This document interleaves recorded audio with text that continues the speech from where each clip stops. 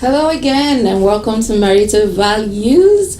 I am your host Samantha Irabor and I'm really excited, really excited to be connecting with you guys again. I feel like it's been a little while. Today I have this amazing couple. Amazing. They've been married 38 whole years. Can you believe that? 38 years. Oh my God, I feel like that is so cool. They have 2 grown-up children. And the topic I wanted to talk to them about today, or talk with them about today, is love and respect. A lot of times we hear the word love, respect. Let's talk about that in marriage. What is love and respect in marriage? Which is which person's role in marriage? Don't go anywhere. I am very passionate about marriage. I love it when relationship works. I love to see happy family. I love to see happy couples. However, every marriage has its own challenges. And this is why I started Marital Values, where we can all just come together and talk about marriage, issues that are related to our families. There's some questions out there that people want to ask that they've not had the opportunity to sit down to ask. But I've been so blessed to be able to sit with amazing people, couples, powerful couples, and just ask them questions that relates to marriage, family, relationship. Some of them are from experiences. Some of them are just teachings and just things that are going to be helpful and just promote what God wants our marriage to be. Join my channel. Subscribe, like, comment, tell me what you want to see. Ask me your questions, those questions that you can ask, I've not had the opportunity to ask them to me or email them to me, and I would ask for you. God bless you. Sit up as I introduce to you Rob and his beautiful wife, DeeDee Mandino. Thank you. Welcome. I appreciate your time here. Sure. Thank you for having us. So let's quickly dive in here. Love and respect. A lot of people have kind of defined it in so many ways that sometimes I get confused what actually it means. So in your own understanding, how can you explain love and respect? Okay, go ahead. You Okay, so I kind of feel like it's both sides of the same coin. I feel like a man respect is a necessary thing. When he feels respected, he feels appreciated, he feels what I would call loved. And when he loves me and I feel whole, there's a respect to it as well. It's kind of like 2 sides of the same coin. But the man's greatest need, even biblically, it's clear that we were made this way. A man has a need to be respected and a woman has a need to feel loved. And I think this really kind of came home to us when we had a good marriage. We weren't believers when we got married, and so we walked without the Lord. But we were good friends, and we had a pretty good marriage growing up. And then one day, Rob came home with having watched a DVD series, Love and Respect, by Emerson Eggerichs. And he goes, "You're not going to believe this. We should watch this together." Which was just... That's a miracle. Wow. Because I don't watch relationship videos. Really? Well, I want to watch a war movie, football game, But my friend said, this is pretty cool. So I said, okay. So we watched it. And it just revealed to me it put into words things that, like, I felt, but I never knew. And we watched it together. Like, on the couch, just like watching together. And she goes, is that how you really think? And I go, wow. I think it is. He's putting into words what I've been feeling. Like this like a hidden need that he had that he didn't know how to express. I didn't know how to express it. And in fact, prior to that, we would go through little blips in our relationship where he'd get really angry and I'd be like, why are you angry? And you don't respect me. And I don't think I ever really heard it until I saw the DVD teaching. Wow. But it would make him angry, and then I would be hurt by the anger and get him what the DVD calls the crazy cycle. The crazy cycle, round and round. I think it's a powerful DVD, and I think they teach really deep in exactly what it is. You kind of see through it. And it changed it totally changed our marriage. As DeeDee alluded, we had a pretty good marriage. It was good, right? And now it's levels higher. It's when you get God in the middle and you understand how He made you and how why you think this way, it just clarifies and gives you grace for the other person that you didn't have before. Yeah, yeah. How important would you say these two are in marriage? Totally vital. Vital. Totally vital. Vital. It'll take, when you get a handle on love and respect, more than just understanding, but you start trying it, and then it's working, and then you becomes part of who you are. It will change your marriage. It will elevate your marriage, and just make things more peaceful and more fruitful and just happier. Right. Yeah. I feel for us, it took us a trust level, an emotional trust level to a new level. Like I could be safe because he would understand my need, and I wouldn't be stepping on disrespect against him in some way to sort of trigger something. It just brought a new level of trust. You know, I'm actually taking note because I know you guys teach couples about this. Right. So I'm really excited about this. I got my pen ready today. This is not only going to be for people that are watching, but for me too. Great. You know, Great. and we're beginning to step into the shoes too where we teach couples on Excellent. this. So Great. yes, I'm learning. So give me all you got. Okay. Sure. One thing I want to know is, are there principles to follow when practicing love and respect? Or is just something that comes No, naturally? there's lots of things, like little things, like actual practical, like call it a principle or a rule or a tool or whatever you want to call it. Certain things you can practice. When we teach it, one of the first things we teach is to say this even though you maybe aren't quite there in your head, your heart yet. But, you know, when let's say I say something and DeeDee gets really angry, the old way would be like, well, deal with it, you know? Instead of, she's angry, and then I say, to diffuse it so I don't get on that crazy cycle, I say, I'm sorry. Did I do something that offended you? Or even just, I'm sorry, and just going silent, just, you know, when you can humble yourself, come under the other person. Even sometimes when the other person, it's usually me, isn't acting in a way that merits it or deserves it, when the other person is able to be, this doesn't sound right, more of a grown-up, more spiritually mature in a way, to be the one to say, you know, like, I gotta end, this is gonna end, so just say, I'm sorry. I'm sorry. I think that's Can you forgive beautiful. me? Yeah. Yeah. And even, you know, I'm sorry, did I do something unloving? It speaks to the need in me. The one thing I would be angry You don't at is feeling understand what it's unloved. doing to me right now. Praise God. Praise God. That is so good. Here's a tissue. I didn't think I would be needing that, but I'll use it. You don't understand. You just saying that even though you're not the one who's angry or yelling, or you don't even think that you deserve what you're getting. Right. Just speaks to the other person that, listen, I love you regardless. Right. Yeah. And I don't know who would not think that you're loved when your spouse reacts like that.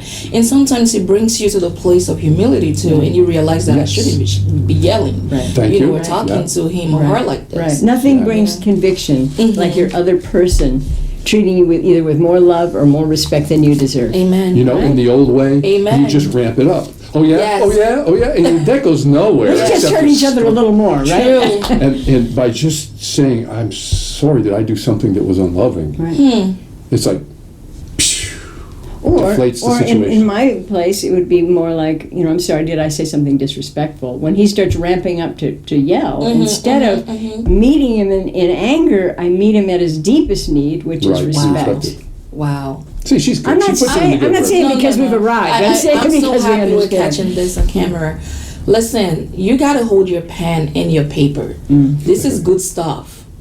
It is good stuff. And I feel like it's so beautiful, and it's true, very realistic. When you're yelling, I'm angry, and then I go on top of you, and at the end of the day, we both are frustrated. Right. You know, Nobody wins. and we're probably keeping to ourselves now, and that's not love. Right. You know, and I think about it in terms of, like, you know, before we were believers to now, and having these tools. Like I understand. As a younger woman, there was a certain part of me that felt like I had to like demand what I needed, or demand love, demand my needs be met, always be focused on mine. And I feel like God just is downloading. It's my privilege to give the one that I am one with, the one who I've chosen to spend my life with, to give him honor. You know, the Bible says that a foolish woman tears her house down, and a wise woman builds it up. Yes. And when I would disrespect my husband, when I would make him feel like less, I would be tearing my whole house down, and it seemed like that was a good idea. As opposed to, I have an opportunity, and he has an opportunity we call each other higher into the place that God's called us to be, and it's just beautiful. Wow, that is amazing. I feel like you're speaking to me personally right now. I'm not gonna cry though, so you don't need to. Okay, all right. No cry. You need to give me more of this. Wow. So for couples who genuinely wants to practice this and still find themselves struggling or failing, you know, maybe they still speak or behave towards their spouse in a way that they do not desire. What advice would you have for them? Or what would you think would be the cause of this behavior or the crazy cycle? Right. Well, I think, first of all, you say when you want to practice this. And that's really the key. It's practice. Is you just start and you practice and you fail. And then you say, I'm sorry. Fail. And then you get it, and then you fail again. And then you get it, and you begin to see that it works. And so for example, I can say I want to practice love and respect. I'm putting this practically now. So I try it. The first month I'm able to do 3 weeks, and we go by, and then I fail. That'll be good. Then maybe, that would be really good. Yeah. if I did, no, hypothetically now. Yes. Right. So the next month can be, we did it for 2 months. Right. Well, now we fail. But the progress is we're going longer than we started. And what do you mean fail? Does that just mean like one time you have a blow up in a fight? That's okay. I mean, they'll tell you even in the DVD series, at the very end, the last episode, he says, Sarah and I get on the crazy cycle almost weekly, but we know how to get off. Okay? So if you never quit on these principles, which are biblical and they work, and you don't give up on each other, because you love each other and you're in covenant before God, you're not going to walk out. So you give yourself grace. It's like, you know, like and I each blew other it. grace. And each other grace. That's really big. Yeah. For me, that's one thing I focus on is giving Grace grace. is very important. So even when you make DeeDee angry, you just tell her I forgive you. Always. You know, I got trapped in that one. Really? I just want to jump in because the other thing that's very dear to my heart is the Sozo ministry, which is an inner healing ministry that we I in the think church. I went through that. It was beautiful. And I loved it. Yeah. And one of the things that I feel like is that sometimes if we've had, you know, a history of anger or rage in our lives, or we've had issues with sexuality or whatever. Like long before you're married, even like Even from a before child. you're you know, married. Maybe it was something that was passed on to you generationally. Maybe it's something that you partnered with as a young person. Maybe it's something that was really part of your growing up. or an earlier marriage or anything. Yeah, so sometimes you say, you know, where does this come from? Sometimes it's those things, and an inner healing experience would be helpful to sort of get some tools and get some freedom from rage, anger, or whatever the issues I think Sozo is very important if you ask me. And I've referred quite a number of people to go through it, because when you cancel couples too, there's some things they need to let go of before their marriage even works, or before what you're telling them actually breaks through them. You know, so I think it's a good thing that you're doing. It works together, it's wonderful that you're doing. So yeah, I think it's really very important. And thank you for saying that. You know, so this is a question I get every time when I, you know, talk to couples or I post something on social media. The next thing I get is, what if you're doing this and your spouse isn't really interested or see things from your end or your perspective, or don't even think that, well, I don't want to watch that CD that you're watching. You can practice it, but I'm not interested. What do you do? Do it anyway. You know, in relationship, if one person changes, the dynamic has to change. Sure. And, when we really think about the covenant, he mentioned that we're in covenant before the Lord. Sure. So basically, my agreement, being in covenant with him and the Lord, is to respect my husband. Mm-hmm. And his covenant with me before the Lord is to love me, whether or not I deserve it, whether or not he deserves it. Yeah. And so if he's unloving to me, and especially maybe in the case of, you're married to an unbeliever who just doesn't want to hear any of this, if we just begin to operate in it anyway as unto the Lord, we're going to please him, number one. Sure. And the chances are very, very, very good that it's going to impact our relationship, and our spouse is going to be convicted and to begin to move into a different way. There's something just so powerful about being respected or being loved. It's just too powerful. True. And if, the whole principle about, it's sort of like you take responsibility for yourself. We're in covenant, but it's not my job to fix her. It's her job to fix her, and it's my job to fix me. And that's going on at the same time that we're relating with each other with the principles of love and respect. And so if one person decides they don't really buy into it, exactly what DeeDee said, doesn't matter, you do it. And I'll tell you what, let's say DeeDee was practicing it and I was stubborn and I would come under conviction, a gentle, quiet conviction over time. It's like, I really should look at her. I really should be doing this too. You know what I mean? I think you've got to be a really hard-hearted person to just be so cold that you'll never ever do it. So I would say probably you don't even love your spouse to even be in that position, because love is always willing to, to do something for the other person. Love is not selfish. It's not. It's not. But some people got to get there. Right. Do you know what I mean? Like, you don't throw the marriage out because one of them's being selfish. And Absolutely. It's like, it's grace. Give them time. You do what you got to do, and I'll bet God's going to work it out. Right. When that other party submits. So I don't know if that's an answer, but I hope it helps. No, it is. I think it does answer my question.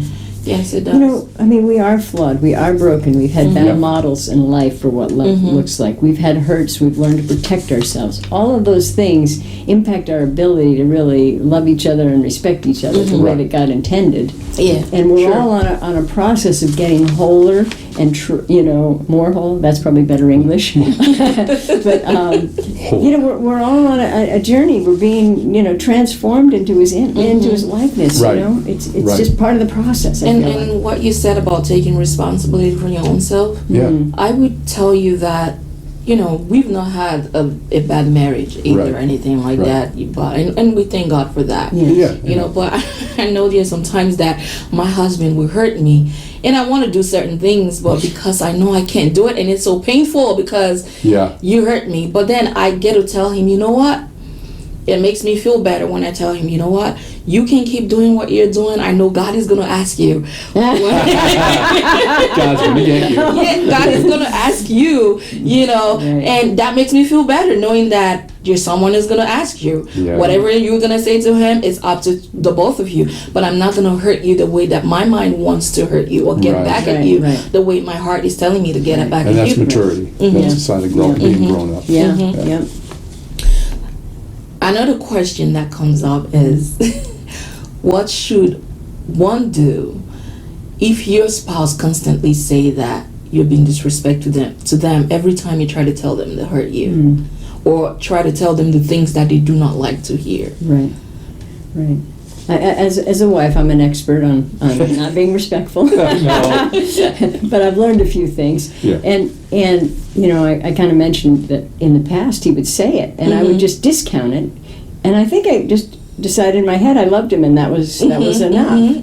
And God gave me a picture a long time ago that, as the rib was taken out of Adam to make Eve, that there would be a vulnerability in our husbands where that access to our hearts was, so that my words would be incredibly powerful in his life, and I could use them to hurt him or to what grow I him. feel like then? I feel like, wanna but dance? but harder. Yeah. But I'm like holding my hands like, Yeah. oh, yes. and I don't think that I realize we don't realize the power in our tongues, and especially in our husband. I mean, people could say things to him at work, and it would be like, and that would be it. But we can speak life or death into our husbands. So Right.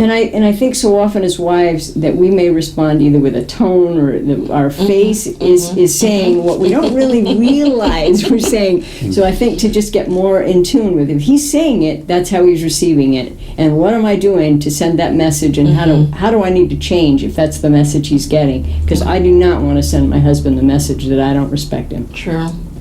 Yeah, and we get back to love languages too. It's like when we've talked about that before. But when the love language, when you understand your spouse's love language, you know how to speak into them instead of just speaking at them. You can speak words that go into that vulnerable spot. Right. And I know with DeeDee, it's like I'll just say something simple like, you know, when you stood up and spoke to those people, that was awesome. Yeah. I mean, that's like dancing around, hallelujah, because it's just a simple sentence that comes from me. Where Samantha, you might say to her, "Dee, you did a really great job," and Dee's going to go, "Thanks." But when it, you know, like you say something to Moses that it speaks his language, and he's going to that goes home. It does. Sure. It does. It's like bullseye. It works both ways. Yeah. Yep. It does. I agree that it does. Yeah. Speaking of love languages now, how do you love someone, a spouse whose love language constantly changes?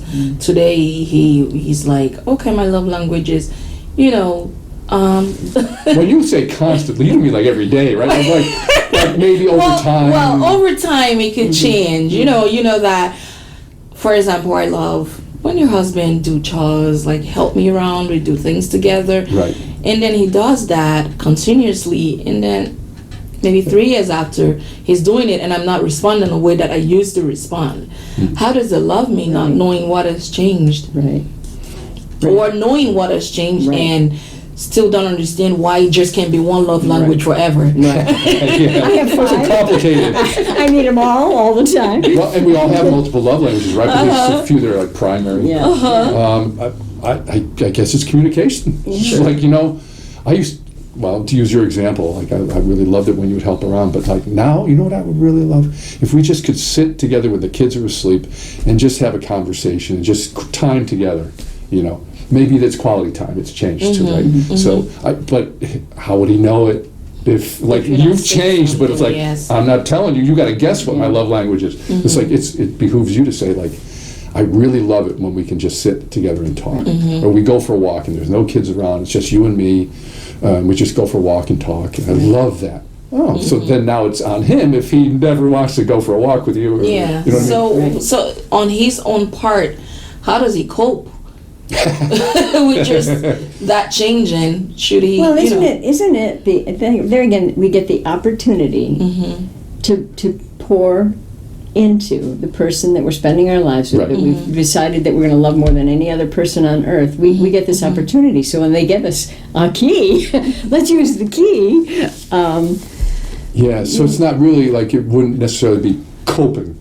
Like, how am I going to deal with this? It's just like, no, okay, we'll just shift gears and now I know. If that's going to this is great. This is awesome. Now I know why he's been grumpy because I haven't been giving him, words of affirmation. Like great job or something. Sure. Yeah, or maybe he likes gifts and you've never brought home a book or a new coffee mug or you know what I mean. It's like he likes gifts. Get him something. Get him a nice hat. Whatever. It speaks to them. Sure. Whereas me, like I don't care if you give me a hat. Big deal. Nice, thanks. It would actually be, I don't really like that. Yeah, I'm kind of blunt. We won't go there. No, I think that's me too. But I'm learning to just say, oh, it's really beautiful. Mine used to be, my husband's like, you're never excited.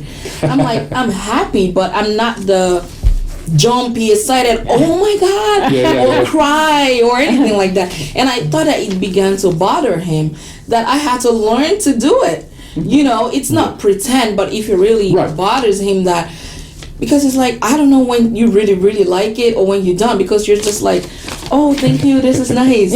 You're a mystery. But deep down, I know I love it or I'm excited. I had to learn, and then I told him, I said, listen, Yeah. I don't cry. I can't cry for things like that. So you got to know, but I do appreciate. But if it makes you really happy for me to be all jumpy or yell that you buy me something, I would do that. But don't expect tears. I draw the line there.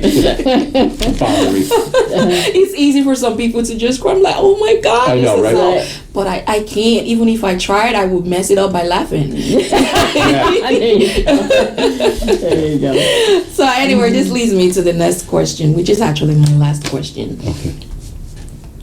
For a man who has failed to lead his family, I feel like a lot of women have problems with men who don't want to lead their family, always want to take the back row, and they feel like, I'm a woman, I'm the one leading this family, and if I don't do stuff don't get done. For example, if I do not initiate Bible study, if I do not pray, we don't do it. You know, and God has made a man the priest of the home. How can a woman actually respect that kind of man? I know you've talked partly about it before, take responsibility for your own self, you know, but I want you to really talk about this because it could be hard and challenging knowing that you're not accepting a position that God has placed you, but yet I still compare to respect you and love you. How do we do that? Well, I mean, the first part of that is that we're commanded to respect him, not based on his performance, but we're commanded to respect him. And in doing that, I believe that calls a man into his highest self. Wow. Or you have more to add to that? No, well, I mean, that's the gist of it. And again, it gets to grace, you know, and you talked about sozo, and perhaps the husband could benefit from a sozo. Like, what is it that's holding you back? You know, do you even understand you're supposed to be the head of the house?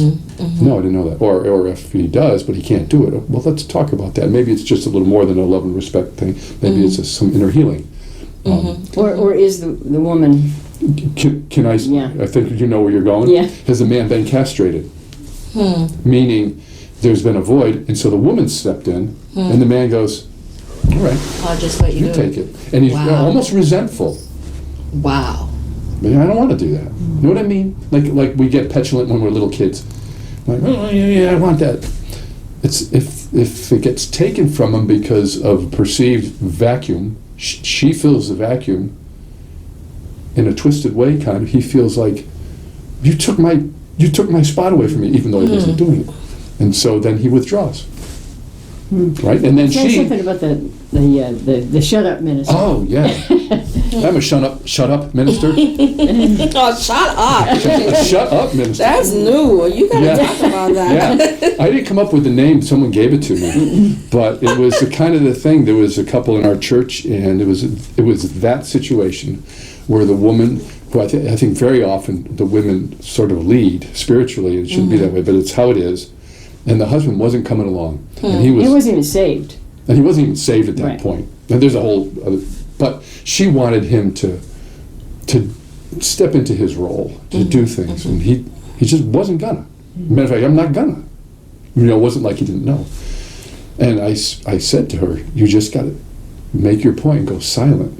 If you harp, nag, it's almost repulsive to a guy sometimes, meaning like the more you nag at me, the less I want to interact with you. Wow. So I told her. I wonder if I've been like that before. I know I have on stuff. And DeeDee go, yes, I know you told me about 10 times. And I could say, but, so I said to her, you just gotta just shut up and be silent. You know what you've said your piece. And so she came back all excited, and she says, you wouldn't believe that my husband is now starting to step into some of these things. He got saved, he started coming to church, so, he started we did a love and respect at our house. Wow. Couches, right? He's in the corner in the couch like this. So we go around. So why are you here? I want my marriage to get better. I want to understand my husband better. But we get to him, and he goes, my wife won't. She made we get that a lot. We get that a lot when we talk to couples. Like, why are you here? Well, she wanted me to be here. That's it. Right? Yeah. But he caught it. He got it. He got a hold of it. Because we accepted him, and we gave him grace, and we laughed, and we had discussions, and he didn't feel like he's a bad boy. He just felt like maybe before, like I wasn't included, and so I'm taking my football and going home. It's like, no, we're all in this together, and we're laughing at our experiences where we failed and where we had success. And he's like, sign again, and he gets saved. And then he wants to lead it. We should do a seminar. We should do a retreat with this thing. I would love a retreat, though. Oh, it would be great. It would be wonderful. It would be wonderful. It would I be would great. love Some time away. Yeah. Yes. Mm. Yes. Make it so, number one. Wow, this has really been beautiful, and it's different with unbelievers. Someone who's not saved Right. is a total Oh, yeah. ball game from someone who Right. you know is saved, but not just stepping in because you know that they understand this, or actually you think it's not like you know. Right. Right. You know that Right. you know what you're supposed to do, or you think that they know what you're supposed to do, but you're not doing it. Yeah. So thank you for explaining that. Can I just say one thing? You know, the Bible tells us we shouldn't be unequally yoked. It's just like so much better if you're let's say a Christian young man, you look for a Christian young lady rather than like, I know I can get her. I'll get her saved. It's just easier when you're yoked, right? And if that's your backdrop, it makes everything. So you heard it all. If you really want to learn more about love and respect, you need to see those CDs. It's wonderful by Emerson Eggerichs. Go get it. It's powerful to change your marriage. This is not a paid sponsorship, whatever it is. This is good. It's good stuff. You need to get it. Sit with your husband. You could be the first person to watch it. Your marriage will not be the same That's right. again. This has been wonderful. I don't want it to end. See, my paper is all full because I told you I'm here to learn. Yeah. You know, and it's been beautiful. You guys have given me so much wisdom, and I've shared so much with people watching at home, and I appreciate that. I love you guys so Love you much. too. Thank you for the having us honor and of for the coming in. ministry you guys do. Thank you so Bless much. And Moses behind the camera. Thank you. I know he's not there. I feel bad. We love to share it. Thank you so much, guys, for watching. I hope this blesses you, and I hope you have a beautiful, beautiful day ahead. Until next time, again, my name is Samantha Irabor, and you've just watched Married to Values with Samantha E. Bye.